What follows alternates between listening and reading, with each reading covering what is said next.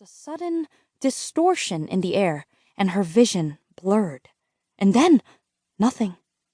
She gave her brother a quizzical look. "You can't see him?" Michael looked crushed. He turned and stared at the toy chest again, and then nodded. "Billy said you have to be special to see him. I guess you're not special," he said sadly. His words triggered a sudden memory. Harper was 5 years old, trying to introduce her best friend to her older sister, Kelly. "I'm telling Mom that you're making stuff up." "I'm not. She's right there. Why won't you believe me?" There was a loud humming in her ears, and she could feel the beginning of a migraine throbbing in her right temple. She took a deep breath and focused on her brother. But before she could speak, there was a knock at the door, and their mother, Una, appeared. "Michael, you can't leave your toys out in the hallway," she said. "Somebody could trip and hurt themselves on them." In her hands, she held a beat-up, old-fashioned red fire truck. It was completely made of metal and looked like an antique. The paint was a dull red, chipped and faded. On the side of the long wagon, it said, "City Fire Department," in gold paint. There were 2 ladders on either side of the truck, with a pulley and a crank to hoist them up, and a little brass bell hanging from the front of its engine. "But that's not my—" Michael stopped short. "Oh, that's Billy's." "Who's Billy?" "He's my best friend," Michael said. "He lives in the house." As a look of puzzled alarm spread over their mother's pretty face, Harper jumped to her feet with an overly loud laugh. "We were just playing a game," Harper said. "You know, making up stories about people who lived here before. Right, Michael?"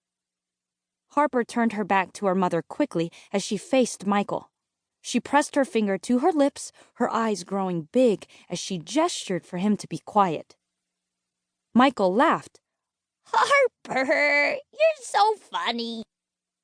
Harper grabbed her little brother and swung him onto his bed, tickling him into a fit of giggles. She stole a glance at her mother, noting that her expression had relaxed a little. "All right. Next time, be more careful," Una said.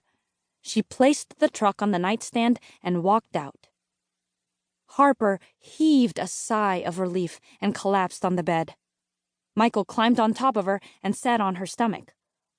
"Why didn't you want me to tell Mommy about Billy?" he asked. A rising nervousness made Harper's stomach clench as she pictured her mother's look of disappointment. "Mom doesn't like things she doesn't understand," she said. "Because she can't see him either?" "Yeah," Harper said. From the corner of her eye, she thought she saw a movement. She looked around the room in confusion. Her head throbbed. "That's okay, as long as I can see him," Michael said. He hopped off the bed. Reaching for his Lego box, Michael dumped all the contents onto his carpet and sat down. "Come on, Billy! Let's play!" Harper was walking over to the door when Michael stopped her. "Hey, Harper, wait! Billy said don't go up into the attic." "Why?" Michael shrugged. "He just doesn't want anyone up there." "Well, I don't think Mom and Dad plan on touching the attic for a while," Harper said. "They're focused on fixing the central air conditioning and everything else that's wrong with this stupid house." The spotty air conditioning was their first priority. They'd only been in Washington, D.C. for 2 days and were already suffering from the heat and humidity. Yet Harper found it odd that the old house was strangely cold in certain spots, like Michael's room. Michael stopped playing with his Lego toys and looked up at Harper with a serious expression. "Billy doesn't like it when you call his house stupid," he said.